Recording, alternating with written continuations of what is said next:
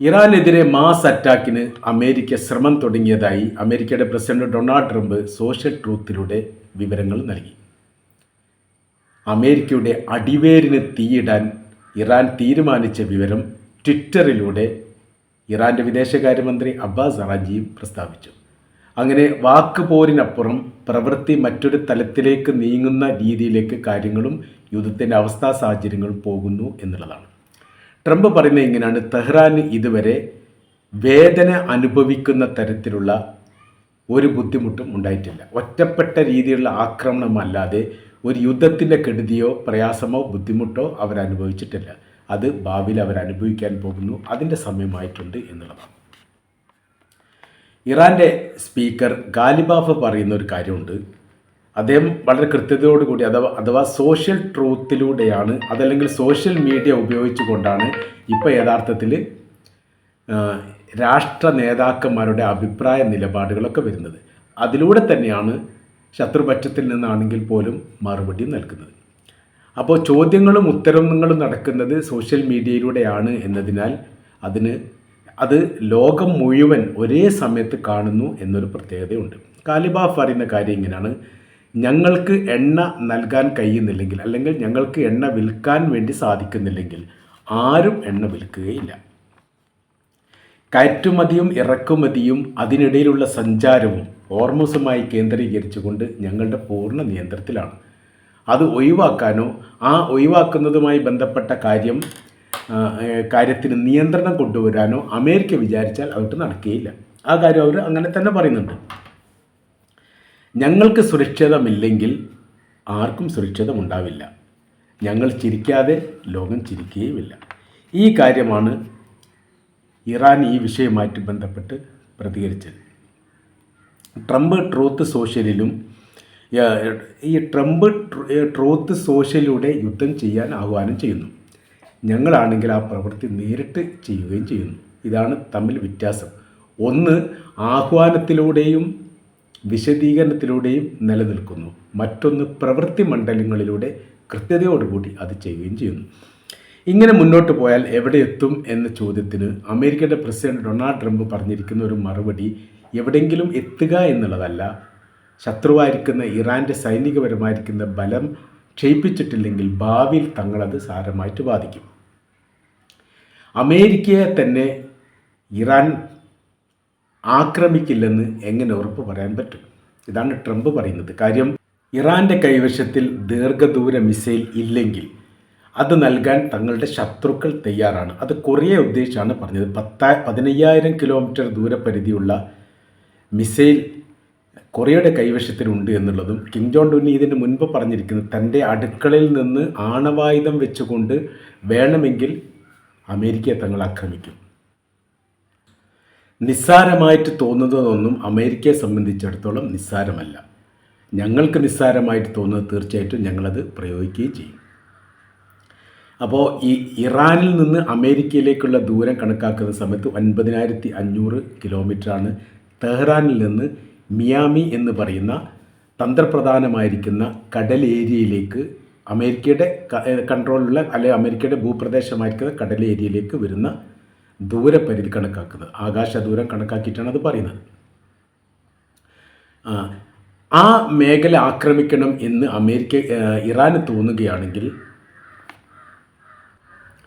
സഹായിക്കാൻ മറ്റ് രാജ്യങ്ങളുണ്ട് എന്നുള്ളത് കൃത്യമാണ്.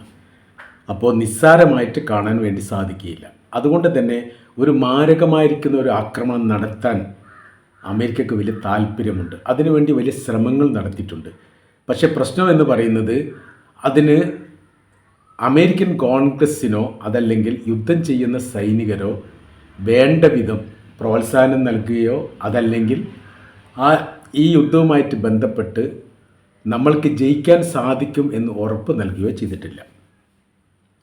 യഥാർത്ഥത്തിൽ അമേരിക്ക 2ാം ലോക യുദ്ധത്തിൽ പോലും അതിജീവിക്കാൻ എളുപ്പത്തിൽ സാധിച്ചു എന്ന് പറയുമ്പോൾ ശത്രുവിൻ്റെ ശക്തി കൃത്യമായ രീതിയിൽ മനസ്സിലാക്കുന്നതിൽ അന്ന് അമേരിക്ക ജയിച്ചിരുന്നു. ജപ്പാൻ്റെ കൈവശത്തിൽ ആണവായുധമില്ലെന്നും ലോകത്ത് ഒരു രാജ്യത്തിൻ്റെ കൈവശത്തിലും ആണവായുധമില്ലെന്നും അമേരിക്കയുടെ കൈവശത്തിൽ മാത്രമാണ് മാരക പ്രഹരശേഷിയുള്ള ഉള്ളത് എന്ന് മനസ്സിലാക്കിയിരിക്കുന്ന അമേരിക്കയെ സംബന്ധിച്ചിടത്തോളം ആ യുദ്ധത്തിൻ്റെ ഒടുവിലെ ഭാഗത്ത് ജപ്പാനിലെ ഹിരോഷിമയിലും നാഗസാക്കിയിലും ആണവ സ്ഫോടനം നടത്തിയതും അതിനോടനുബന്ധിച്ച് ജപ്പാൻ കീഴടങ്ങിയതും നമുക്കറിയാം. അങ്ങനെയാണ് ആ യുദ്ധം അവസാനിക്കുന്നത്. അപ്പോൾ ഇവിടെ നടന്നിരിക്കുന്ന സംഭവം എന്ന് പറയുന്നത് രണ്ട് രാജ്യങ്ങൾക്കിടയിൽ ഉണ്ടായിരിക്കുന്ന സംഭവങ്ങളെക്കുറിച്ച്, അതല്ലെങ്കിൽ അവരുടെ കൈവശത്തിലുള്ള ആയുധത്തെക്കുറിച്ച് കൃത്യമായിരിക്കുന്ന ഒരു വിവരം ഉണ്ടായിരുന്നു. അതിനനുസരിച്ച് നീങ്ങിയപ്പോൾ അവർക്ക് വലിയ രീതിയിൽ വിജയിക്കാൻ വേണ്ടി സാധിച്ചു. ഇറാനുമായിട്ട് ബന്ധപ്പെട്ട വിഷയം നേരെ തിരിച്ചാണ്. ഇറാനെ നിസ്സാരമായിട്ട് കണ്ടു. അഥവാ ഗോത്ര വിഭാഗത്തിലെ ഒരു സൈനിക ട്രൂപ്പിൻ്റെ ശക്തിക്കപ്പുറം എന്തെങ്കിലും ഇറാൻ്റെ കൈവശത്തിലുണ്ട് എന്ന് തങ്ങൾ കരുതുന്നില്ലെന്നൊരു അഭിമുഖത്തിൽ അമേരിക്കയുടെ വിദേശകാര്യ സെക്രട്ടറി പറഞ്ഞത് വലിയ വിവാദമായിരുന്നു. അവർ ഊന്നൽ നൽകിയിരിക്കുന്നത് ലെബനാനിലെ ഹിസ്ബുള്ള ഗ്രൂപ്പിനെ പോലെയും യമനിലെ ഹൂത്തികളെ പോലെയും ഫലസ്തീനിലെ ഹമാസിനെ പോലെയും ഇറാഖിലെ ഷിയ മിലീഷ്യകളെ പോലെയും ഒരു സൈനിക ട്രൂപ്പ്, അതിനപ്പുറം ഒന്നുമില്ല. ആഭ്യന്തര വിഷയങ്ങളും പ്രശ്നങ്ങളും രാജ്യത്തുണ്ടാക്കി രാജ്യത്തെ അട്ടിമറിച്ചുകൊണ്ട് പുതിയ ബദൽ സംവിധാനം ഉണ്ടാക്കുക എന്ന് പറയുന്നത് വളരെ എളുപ്പമുള്ള കാര്യമാണ്. കാര്യം അമേരിക്ക മുന്നോട്ട് വെച്ചിരിക്കുന്ന 10 തെമ്മാടി ലിസ്റ്റിൽ ഏറെക്കുറെ പരമാവധി രാജ്യങ്ങൾ വീണ് കഴിഞ്ഞു. അത് പെൻറ്റഗൺ ആക്രമിച്ചതോട് കൂടിയിട്ടാണ്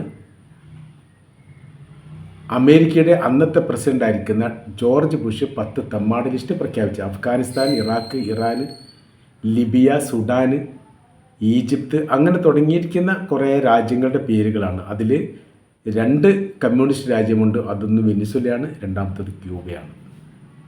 കൊറിയ അതിൽപ്പെട്ട മറ്റൊരു ഏകാധിപത്യ രാജ്യമായിട്ട് അങ്ങനെ പറയുന്നു. 10ഓളം രാജ്യങ്ങളിൽ ഈ പറയുന്നിടത്തൊക്കെ എന്തൊക്കെയോ സംഭവം, ഇറാനെ മാറ്റി നിർത്തിയാൽ, ഇറാനെയും കൊറിയയും മാറ്റി നിർത്തിയാൽ എന്തൊക്കെയോ സംഭവങ്ങൾ നടന്നിട്ടുണ്ട്. നമുക്കറിയാം അഫ്ഗാനിസ്ഥാനിൽ ഭരണം മാറി, അതേ ഭരണം പിന്നെ തിരിച്ചു വന്നിട്ടുണ്ടെങ്കിൽ പോലും താൽക്കാലികമായിട്ട് ഭരണം മാറേണ്ടി വന്നു, അല്ലെങ്കിൽ മാറ്റാൻ വേണ്ടിയിട്ടുള്ള അമേരിക്കയുടെ ശ്രമം വിജയിച്ചു എന്ന് പറയാം.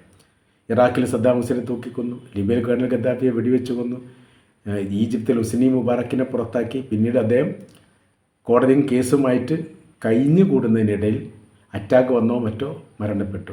സുഡാനിൽ മുഹമ്മദ് ബഷീറായിരുന്നു 10-30 വർഷം ഭരണം നടത്തിയത്. ആ രാജ്യത്തെ പിളർത്തി വടക്കൻ സുഡാൻ എന്ന് പറഞ്ഞ പുതിയ രാജ്യത്തെ സൃഷ്ടിച്ചു. അവിടെയും സമാധാനമില്ല, ഇവിടെയും സമാധാനമില്ല. ആ രീതിയിലേക്ക് കാര്യങ്ങൾ പോകുന്നു. പിന്നീട് സൈനികർ തമ്മിൽ ആഭ്യന്തര കുഴപ്പങ്ങളും വിഷയങ്ങളൊക്കെ ഉണ്ടായത് നമുക്കറിയാവുന്നതാണ്.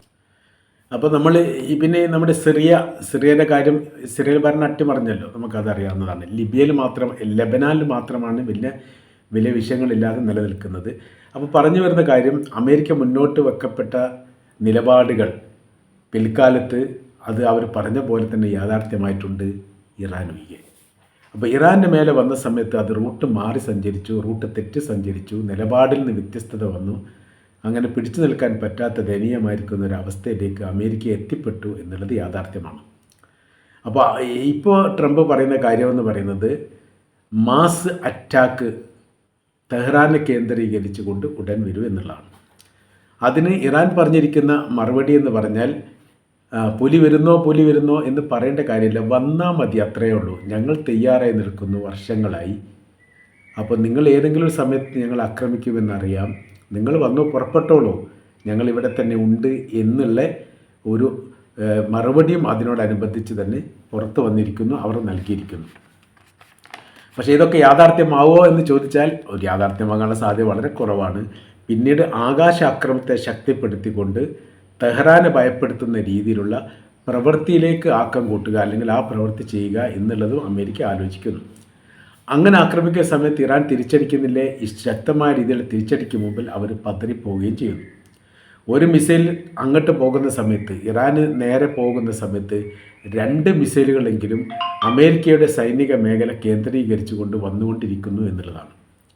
അപ്പോൾ ഒന്നിന് പകരം ഒന്നായി, കണ്ണിന് പകരം കണ്ണ് എന്ന തരത്തിൽ തന്നെ ഇറാനെ സംബന്ധിച്ചിടത്തോളം അവരുടെ നിലപാട് കർക്കശമായ രീതിയിൽ തന്നെ എടുക്കുന്നുണ്ട് എന്നുള്ളതൊരു സത്യമാണ്.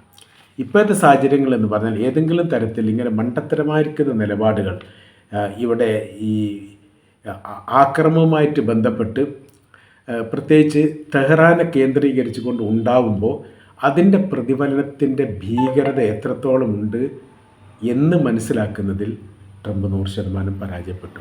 ഇപ്പോൾ ഒറ്റപ്പെട്ട ഒരു യുദ്ധത്തെ നയിക്കുന്ന ഒരു ദയനീയ അവസ്ഥയിലാണ് നിലവിലെ സാഹചര്യത്തിൽ ട്രംപ് ഉള്ളത് എന്ന് നമുക്ക് വായിച്ചെടുക്കാൻ സാധിക്കുന്നതാണ്. പിന്നെ ഇത്തരം പ്രയോഗങ്ങളൊക്കെ ട്വിറ്ററിലാണെങ്കിലും ഏതെങ്കിലും സോഷ്യൽ ട്രൂത്തിലൂടെയാണെങ്കിലും ഇത്തരം നിലപാടുകളൊക്കെ പറയുന്നത് കൊണ്ട് അവർക്ക് തന്നെ മോശം എന്നല്ലാതെ മറ്റുള്ളവരെ സംബന്ധിച്ചിടത്തോളം ഒരു മോശവുമില്ല എന്നുള്ളതും അതോടൊപ്പം എന്തൊക്കെ ആയുധങ്ങളാണ് അമേരിക്കയുടെ കൈവശത്തിലുള്ളത് എന്നതിനെക്കുറിച്ച് കൃത്യമായിരിക്കുന്ന ധാരണ ഇറാൻ ഉണ്ട് എന്നുള്ളതും അമേരിക്കയ്ക്ക് ഈ വിഷയവുമായിട്ട് ബന്ധപ്പെട്ട് ഭയപ്പാടുണ്ടാക്കാൻ മതിയായ കാരണമായിട്ട് നമ്മൾക്ക് വിലയിരുത്താൻ വേണ്ടിയിട്ട് സാധിക്കുന്നതാണ്.